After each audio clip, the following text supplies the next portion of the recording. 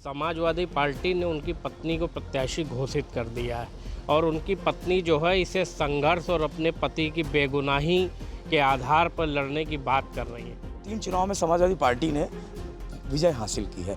इसके पहले जो विधानसभा थी ये आर्य नगर में आधी आती थी, आधी उधर आती थी। शीशामऊ से इसके पहले का अगर याद देखा जाए तो एक भाजपा के पक्ष में काफ़ी कम रही है। इसके अलावा कांग्रेस और सपा के भी पक्ष में रही है। उत्तर प्रदेश में आज चुनाव आयोग ने उपचुनाव की तिथियों की घोषणा कर दी है। 13 नवंबर को उपचुनाव होंगे। उत्तर प्रदेश में सभी जगह चुनाव होंगे, हर पार्टियां चुनाव लड़ेंगी, जीतने के सबके दावे होते हैं। लेकिन सबसे ज़्यादा नज़र अगर किसी सीट पर है वो है कानपुर की शीशामऊ विधानसभा। यहाँ पर चूँकि ये सीट सपा की परंपरागत सीट मानी जाती है, 6 बार से ये सीट उनके कब्जे में थी। इरफान सोलंकी सेवानिवृत्त विधायक थे जो अदालत से सजा होने के बाद जेल चले गए और उनकी सीट को अदालत ने रिक्त घोषित कर दी है। अब यहाँ उपचुनाव होने जा रहा है। यहाँ पर समाजवादी पार्टी ने सबसे पहले प्रत्याशी अपने घोषित किया है इरफान सोलंकी की पत्नी नसीम सोलंकी को। ये उनकी परंपरागत सीट मानी जाती है क्योंकि इसके पहले इरफान सोलंकी के अब्बू हाजी मुश्ताक सोलंकी 2 बार विधायक रहे थे।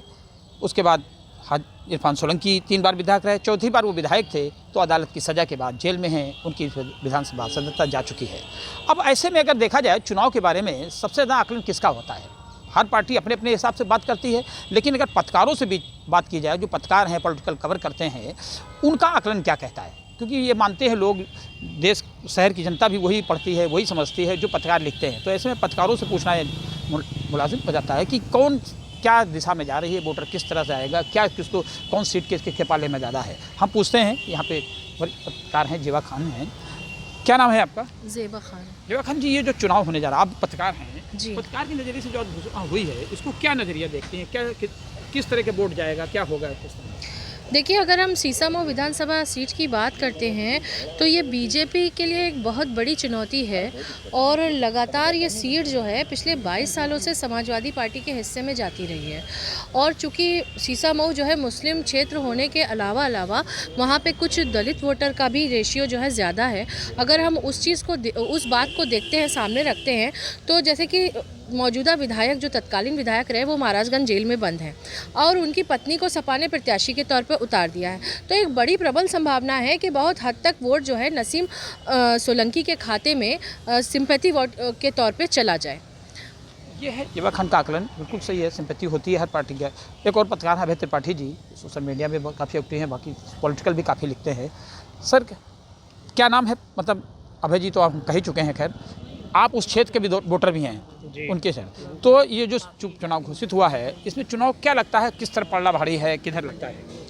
देखिए, पूरा चुनाव जो है वो इरफान सोलंकी विधायक के जेल जाने के बाद समाजवादी पार्टी ने उनकी पत्नी को प्रत्याशी घोषित कर दिया है और उनकी पत्नी जो है इसे संघर्ष और अपने पति की बेगुनाही के आधार पर लड़ने की बात कर रही हैं। वहीं दूसरी तरफ भारतीय जनता पार्टी ने भी अपना जोर लगा रखा है और अपने तमाम मंत्रियों को उतार रखा है विधानसभा में पिछले कई महीनों से, जो लगातार पार्टी कर रहे हैं वो कर रहे हैं। अभी हाल ही में एक नया मुद्दा भारतीय जनता पार्टी की तरफ से उठ गया कि जो कई वर्ष पहले दंगा हुआ था उसका वो मुकदमे वापस ले रहे हैं। तो कुल मिला के पूरे जो चुनाव का समीकरण है वो हिंदू मुस्लिम में जाएगा।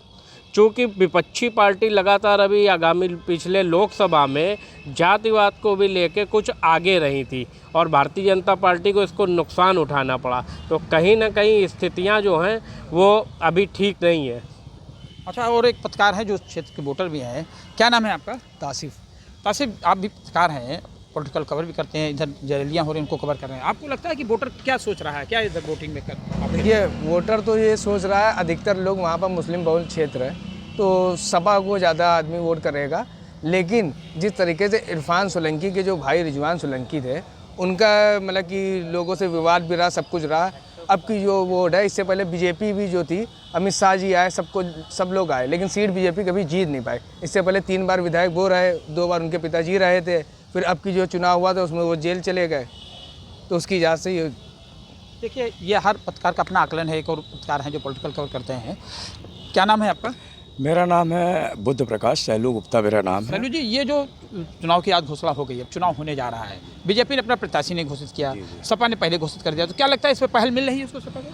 अगर देखा जाए तो समाजवादी पार्टी की बात तो अभी अलग है। अगर और देखा जाए तो ये विधानसभा जब बनी है, अभी 3 ही 4 चुनाव हुए हैं। 3 चुनाव में समाजवादी पार्टी ने विजय हासिल की है। इसके पहले जो विधानसभा थी ये आर्य नगर में आधी आती थी, आधी उधर आती थी, सीसामऊ से। इसके पहले का अगर याद देखा जाए तो एक भाजपा के पक्ष में काफ़ी कम रही है। इसके अलावा कांग्रेस और सपा के भी पक्ष में रही है। और इस बार अगर देखा जाए तो यहाँ पे वोट बैंक 61% हिंदू आबादी है और 37% मुस्लिम आबादी है। मुस्लिम आबादी का वोट बैंक जो होता है एक पक्षीय वोट पड़ता है। इस कारण से कई बार से लगातार, क्योंकि हिंदुओं का कुछ वोट बढ़ जाता था, इस कारण से इरफान सोलंकी जी लगातार विजयश्री पा रहे थे। मगर इस बार इरफान सोलंकी जेल चले गए हैं किसी मामलों में, और वहाँ पे उनको कई मामले ऐसे हैं जो उनको अभी विचाराधीन थे, मगर इनकी पत्नी को टिकट दे दिया गया है। इस नज़रिए से अगर देखा जाए तो कहीं ना कहीं इस समय तो बीजेपी का पड़ना भारी है। और सिंपैथी वोट की अगर बात कहें तो जो नसीम सोलंकी का टिकट हुआ है तो उसमें सिंपैथी वोट भी मिल सकता है। मगर अगर इस तरह की बात की जाए, चुनाव के दृष्टिकोण से देखा जाए, तो भारतीय जनता पार्टी ने पूरी ताकत झोंक रखी है। कई मंत्री, कई विधायक परमानेंट लगा रखे हैं, सदस्यता अभियान खोल रखा है। और इस बार जो वहाँ के लोगों का मन है, ये मुस्लिम आबादी की बाहुल की बात नहीं कह रहे हैं, इसके अलावा हिंदू आबादी में कि परिवर्तन चाहते हैं। क्योंकि विकास के नाम पे 3 बार से पार्टी, एक बार समाजवादी पार्टी की सरकार रही है, मगर वो विकास नहीं हो पाया, सिर्फ मुस्लिम क्षेत्रों में हो पाया। इसके अलावा हिंदू क्षेत्रों में विकास नहीं हो पाया। तो वहाँ की सड़कें, खड़ंजे, नाले, सीसामऊ नाला, डॉट नाला सबसे बड़ी समस्या है। अगर इसको कहीं ना कहीं अगर ठीक कराने का काम करेगी, तो कोई पार्टी नीचे से लेकर ऊपर तक सरकार बीजेपी की है, अगर विधायक चुन के आता है तो कहीं ना कहीं उसके लिए उसके प्रयास रहेंगे। एक और है यहाँ पर, इससे पूछते हैं कि ये इरफान सोलंकी जो है जेल गए हैं, जेल में बंद है, ठीक है, इसके अलावा उनकी पत्नी को टिकट मिले तो क्या सहानुभूति उधर जाएगा, या बीजेपी सत्ता पक्ष है, बीजेपी कई विकास के दावे करे, कई मंत्री आ गए, इसका कुछ असर पड़ेगा? देखिए, सीसामऊ का चुनाव इस बार का जो हो रहा है बहुत ही रोचक चुनाव हो रहा है। और इरफान सोलंकी के जेल जाने के बाद उनकी वाइफ को जो टिकट दिया गया है, ये समाजवादी पार्टी के लिए बहुत ज़्यादा बेनिफिट करेगा। हालांकि सीएम योगी ने चुनाव की तारीख के पहले ही यहाँ पर एक रैली कर चुके हैं और बता दिया है कि इस बार भाजपा भी कहीं से इस सीट को छोड़ेगी नहीं।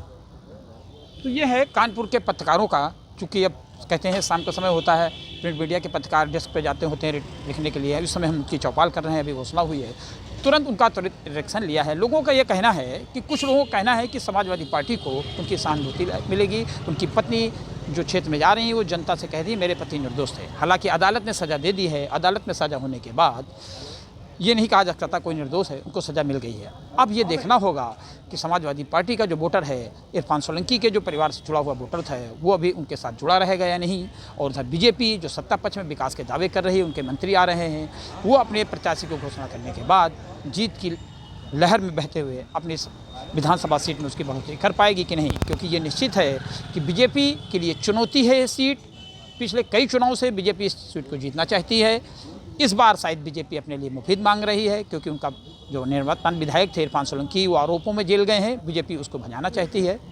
देखना तो होगा जब जनता वोट करेगी, वोटर लिस्ट के बाद जब जनता वोट करके मतदान पेटियां खुलेंगी, तो जीत का सेहरा किसके हाथ सर में बनता है। लेकिन चुनाव जरूर रोचक है। रंजय सिंह, यूपी तक, कानपुर।